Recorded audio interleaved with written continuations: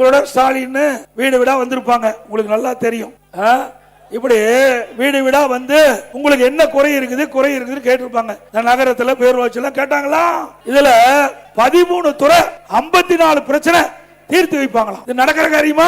எப்படி மக்களை ஏமாத்துறாரு பாருங்க.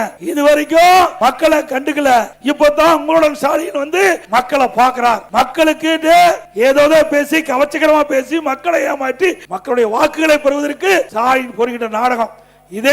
நாங்க ஆட்சியில் இருக்கும் போது ஸ்டாலின் எதிர்கட்சியா இருந்தார். அந்த காலகட்டத்தில் ஊரூரா போய் அங்க ஒரு திட்டு கண்டா பெட்ஷீட்டை போட்டு அமர்ந்து ஊர் மக்களை எல்லாம் அழைச்சு அவருக்கு முன்னாடி அமர வச்சு உங்களுக்கு என்ன பிரச்சனை இருக்குது அந்த பிரச்சனையெல்லாம் வெள்ளைத்தாள்ல எழுதி நான் கொண்டு வந்திருக்கிற பெட்டியில போடுங்க. அந்த பெட்டியை பத்திரமா நான் வந்து பூட்டி சீல் வச்சு வீட்டுக்கு எடுத்துட்டு போய் வைக்கிறேன். திமுக ஆட்சிக்கு வந்த உடனே சீலை உடைச்சு பெட்டியை திறந்து மனுவை எடுத்து படிச்சு பார்த்து தீர்வு காணுங்கிறாங்க.